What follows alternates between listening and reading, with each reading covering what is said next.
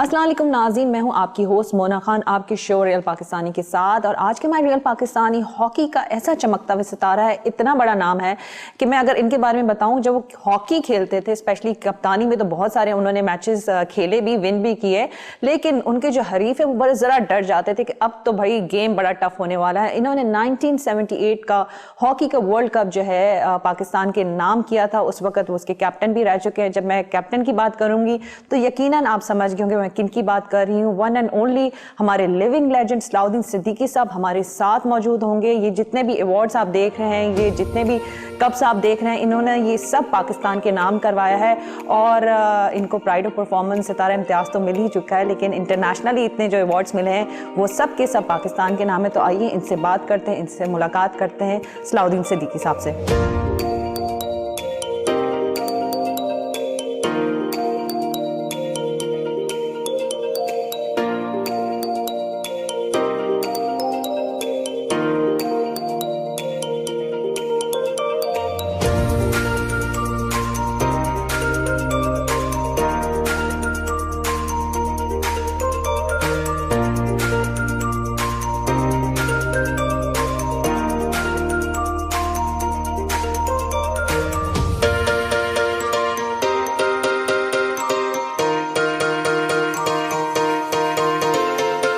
سر کو ویلکم کریں گے. صلاح الدین صدیقی صاحب، السلام علیکم سر. بہت شکریہ اور السلام علیکم دیکھنے والے اور سننے والوں کو. بہت شکریہ سر کہ آپ نے ہمیں ٹائم دیا ہے. پہلی بات تو مجھے بڑی خوشی ہے کہ آپ سے آج ملاقات بھی ہو رہی ہے، لیکن یہ بتائیں کہ آپ کرکٹ کھیلتے کھیلتے یہ ہاکی میں کیسے چلے گئے؟ جب اسکول میں تھے تو سارے کھیل کھیلتا تھا اور کبھی ہمیں تصور بھی نہیں ہوا کہ کبھی ہم پاکستان پلیئر بنیں گے. بیسیکلی ہم cricketer converted from cricket to hockey, لیکن اس کے علاوہ فٹ بال کھیلی، والی بال کھیلی، ٹینس کھیلی، بیڈمنٹن کھیلی اور ایتھلیٹک کی. میں انٹر اسکول کا چیمپئن بھی رہا 220 40 880. ایتھلیٹک بھی کرتا تھا، سارے گیم کھیلتا تھا. ایسے ہی بس کرکٹ ہو رہی تو کرکٹ کھیل رہے ہیں روڈ کے اوپر، گھر میں بھی کھیل رہے ہیں، محلے والوں کے شیشے بھی توڑ رہے ہیں، تو شکایتیں بھی ہو رہی ہیں، سارے کرتے رہتے تھے. ہم لوگ روڈ پہ کرکٹ بہت کھیلی ہے. تو ایک دفعہ میرے فادر نے کہا کہ تم یہ ہر کھیل کھیلتے رہتے ہو، اگر کوئی کھیلنا ہے تو کوئی ایک کھیل کھیلو. اس زمانے میں پاکستان کی ٹیم جو تھی اولمپک چیمپئن تھی. ہم اسکول میں تھے اور 1960 میں پاکستان کی ٹیم روم میں اولمپکس جیت کر پاکستان آئی تھی، جس میں نصیر بندہ نے گول کیا تھا. چھوٹے چھوٹے تھے ہم لوگ، 6-7 کلاس میں، تو بڑا زور تھا. تو ہر گلی میں ہاکی ہو رہی تھی. میرے چچا قیام الدین، جن کا انتقال ہو گیا، وہ انڈیا میں ہاکی کھیلتے تھے. تو ایک ایڈوانٹیج یہ تھا کہ وہ یو پی سلیکٹڈ رہ چکے تھے انڈیا میں. اس وقت یو پی کے 52 ڈسٹرکٹس ہوتے تھے انڈیا میں، اب 54 ڈسٹرکٹ ہو گئے. تو اس طرح سے کھیلتے رہتے تھے. تو میں نے پھر ہاکی شروع کر دی. تو مجھے یاد ہے کہ 1965 میں کراچی کے ٹرائلز ہو رہے تھے، تو ہم ایسے ہی کھیلتے کھیلتے چلے گئے YMCA کے اوپر. ایسے ہی شوق میں ہی ہوتا جا کے ہم بھی ٹرائل دیتے ہیں. تو 4 دوست چلے گئے، وہ ٹرائل دینے گئے. وہاں انہوں نے مجھے کراچی B میں سلیکٹ کر لیا ایز اے رائٹ ان، یہ فارورڈ کی پوزیشن ہے. تو پھر میں 6 میں کراچی سے کھیلنے کے لیے گیا اور پنڈی گیا. وہاں پنڈی ہم کھیلے تو وہاں ہم کوارٹر فائنل تک پہنچے. تو وہاں ہم نظروں میں آئے لوگوں کی، اور اسی سال میرا کیمپ کے لیے نام آیا ٹرائل کے لیے. تو ہم نے کیمپ کے ٹرائل دیے اور 44 لڑکے تھے، اس میں ہم آ گئے جناب. بڑا بستر بوریا تیار کر کے ہم کیمپ پہنچ گئے. کیمپ اٹینڈ کیا. پہلے کیمپ میں انہوں نے فارغ کر دیا ہمیں شروع پہلی ٹرائل کے اندر، واپس آ گئے. لیکن اب ہمیں ایک گائیڈ لائن مل گئی تھی کہ اب ہم نے کرنا کیا ہے، وہاں ٹریننگ کیسے ہوتی ہے. اگر یہ آپ کریں گے تو کہتے ہیں نا جتنا گڑ ڈالیں گے اتنا میٹھا ہوگا. تو وہ ہم وہاں سے لے کر آئے. پھر بھی یہاں ظاہر ہے کالج میں آ گئے تھے تو میں اسکول کا بھی کپتان رہا، کالج کا بھی رہا، کلب کا بھی رہا، کراچی کا. پاکستان کسٹمز میں نے ملازمت کی اور as a additional collector customs retire ہوا. وہاں میں 18 سال ہاکی کھیلا. وہاں میں نے کوئی 10-12 سال میں نے کپتانی بھی کی وہاں پر. پھر اس کے بعد میں پاکستان کا کپتان بنا. تو اس طرح سے رہا کہ گریجولی جو ہے نا اسٹیپ بائی اسٹیپ بڑھتے گئے اور ہمیں سپورٹ ملتی رہی. مجھے میرے گھر سے بڑی سپورٹ ملی. ان چچا کا حال بتائیں جن کی آپ جو ہے ہاکی جو ہے چھپ چھپ کر استعمال کرتے تھے. چچا میرے بہت خوش ہوئے جب یہ ان کو پتہ لگا، جب میرا نام آیا، کیونکہ خود بہت اچھے سینٹر فارورڈ وہ کھیلتے تھے. لیکن یو پی سلیکٹڈ کا مطلب یہ ہے کہ وہ بہت اچھے سینٹر فارورڈ تھے. لیکن جب پاکستان آئے ظاہر ہے پھر وہ ذریعہ معاش میں لگ گئے آ کے، اور PWD میں ان کی جاب ہو گئی تھی. وہ انہوں نے وہاں سے میرٹھ سے گریجویشن کی تھی. تو یہاں پر آئے تھے ان لوگوں کا بھائی کیا کرتے ہو؟ کہ نہیں جی کچھ بھی نہیں کرتے پارٹیشن کے بعد 49 میں. تو انہوں نے کہا کہ جی نوکری کرو گے؟ کسی نے ان سے پوچھا جو ہمیں پتہ ہے. کہاں کریں گے؟ کہ نہیں کیا کیا ہے تم نے؟ انہوں نے کہا جی میں نے BA کیا ہے میرٹھ سے. تو کہنے کل آ جانا.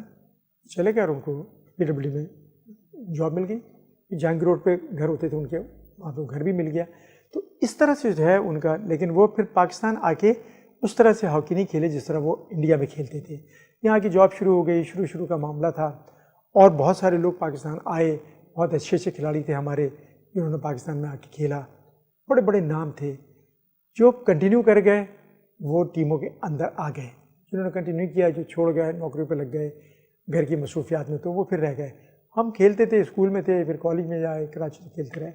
تو اس میں یہ ہے کہ ہمیں ٹائم ملتا رہا, پڑھائی بھی کرتے رہے ساتھ ساتھ اور کھیلتے بھی رہے. ہاں یہ ایک پریشر گھر سے ہوتا تھا کہ تم, مطلب میں یہ کرتا تھا کہ جب فائنل ایگزام ہوتے تھے اس سے 3 مہینے پہلے ہاکی کرکٹ تمام چیزیں باندھ کے نا لٹرلی باندھ کے اور ایک کونے میں رکھ دیتا کہ سامنے نظر آئے گی تو لے کے چلے جائیں گی. 1971 میں ایز اے پلیئر آپ نے کھیلا ہاکی چیمپئن شپ کا, ورلڈ چیمپئن شپ کا, اس میں آپ جیتے. پھر 1978 میں آپ کی سربراہی میں ایز اے لیڈر ہماری ٹیم نے ورلڈ کپ جیتا.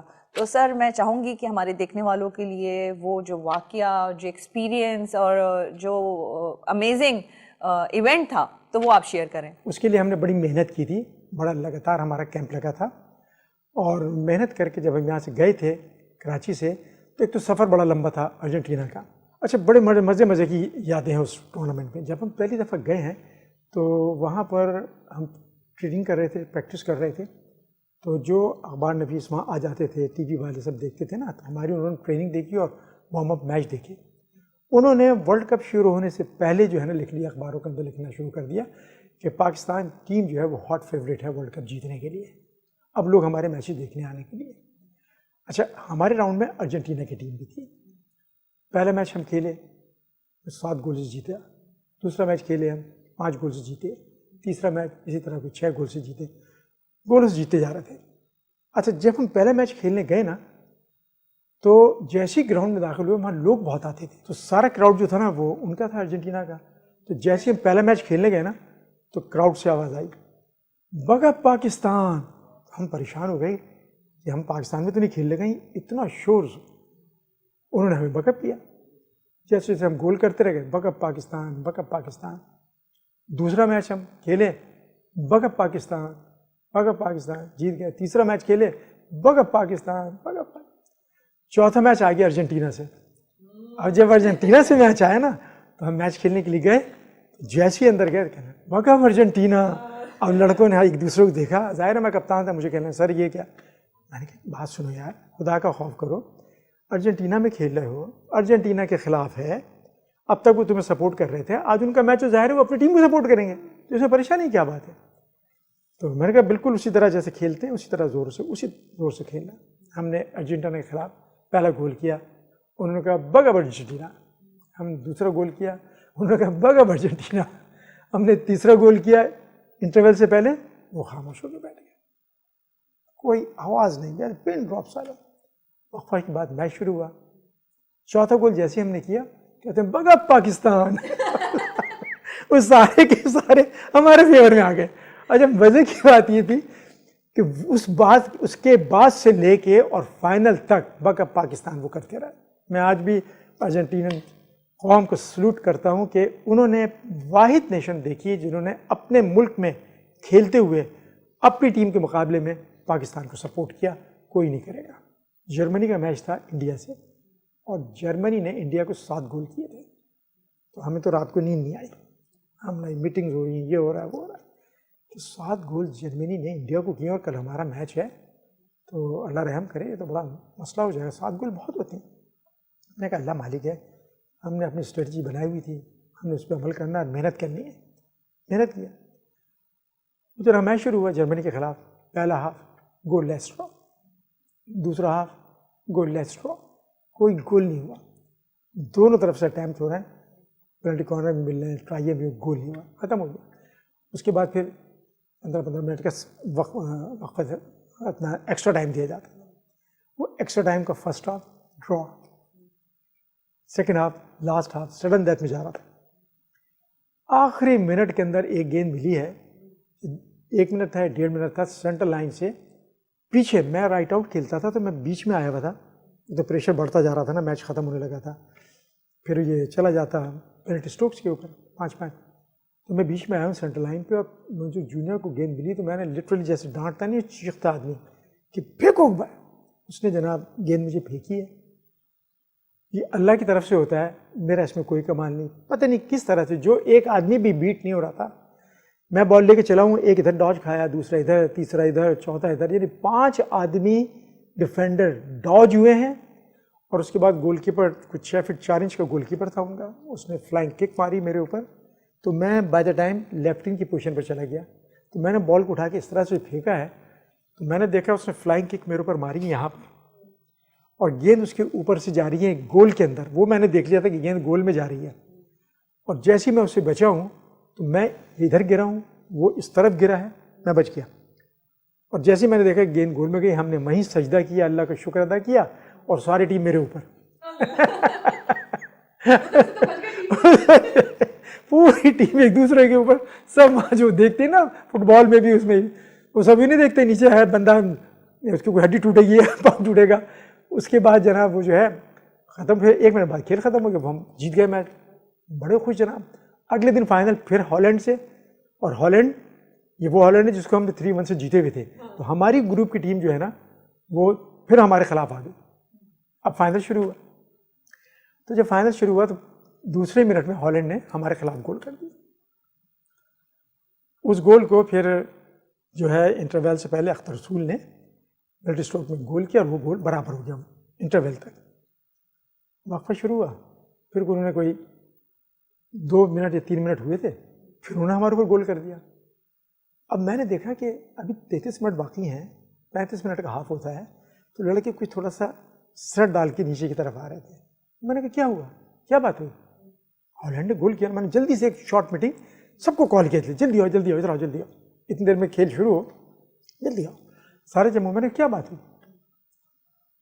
अगर वो 2 मिनट में गोल कर सकते हैं तो अभी 33 मिनट बाकी हैं, हम भी गोल कर सकते हैं, इसमें परेशानी क्या बात है, ख़त्म थोड़ी हो गया खेल। तो कहते हैं ना किसी वक्त की बात कि हर वक्त अच्छी बात करनी चाहिए, तो अल्लाह ताला जो है उसको कबूल करता है। मेरे मुंह से ये निकला है, और 10 मिनट के अंदर एक चांस मुझे मिला है, और वो मैंने गोल कर दिया, और मुझसे ही गोल हुआ है वो, तो मुकाबला 2-2 गोल से बराबर हो गया। और जीत जो है ना वो एक ऐसे आपको कॉन्फिडेंस देती है कि आप उसका तसव्वुर नहीं कर सकते। तो हमने हमेशा एक बात कहता था, मैंने कहा हमने हारने के लिए नहीं खेलनी हॉकी, हमने हॉकी जीतने के लिए खेलनी है। हम अपना गोल सेट करते थे, हमारा गोल क्या है, हमारा टारगेट क्या है, हमारा टारगेट और गोल एक ही है, जीत बनने लगा है। अब हुआ ये कि हमें पेनल्टी कॉर्नर मिलता है 5 मिनट पहले, टीम 2-2 गोल से बराबर खेल रही है, फिर मुनव्वर आ रहा है, पता नहीं कुछ अल्लाह की तरफ से ऐसा हुआ कि यार ये एहसान जो आया हुआ है फुल बैक, ये किस लिए आया है?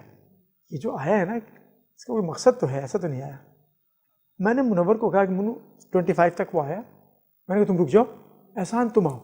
अब सारे लड़के जो शॉर्ट मीटिंग हम डी पे कर रहे हो सब खड़े हो गए, ये सारे बड़े बड़े प्लेयर, ये क्या कर रहे हैं? मैंने कहा रुक जाओ, कि उसने एक पेनल्टी कॉर्नर ही नहीं मारा। अब मेरे जहन में 2-3 बातें एक साथ आ गई।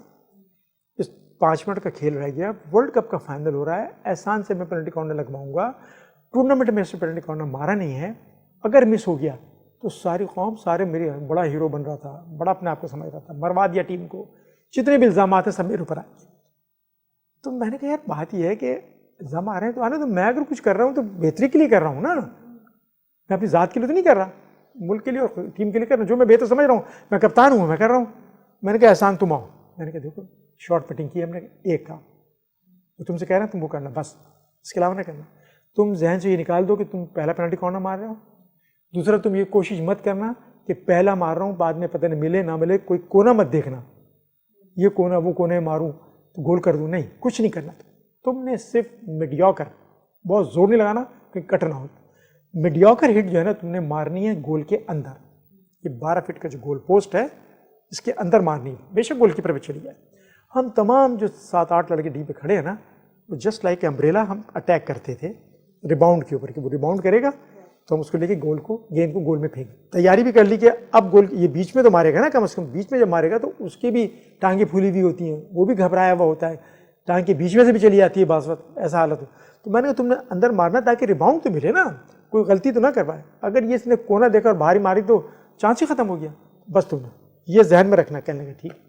اس نے میڈیوکر سے ہٹ ماری. جب اللہ تعالیٰ کسی کو عزت دیتا ہے نا تو اس کی جو ہٹ تھی نا، وہ جو لڑکا پہلا ڈیش کر رہا تھا نا، اس کی اسٹک سے ٹکرا کے اور گیند نیٹ کے اندر چلی گئی، وہ ڈائریکٹ ہی گول ہو گیا.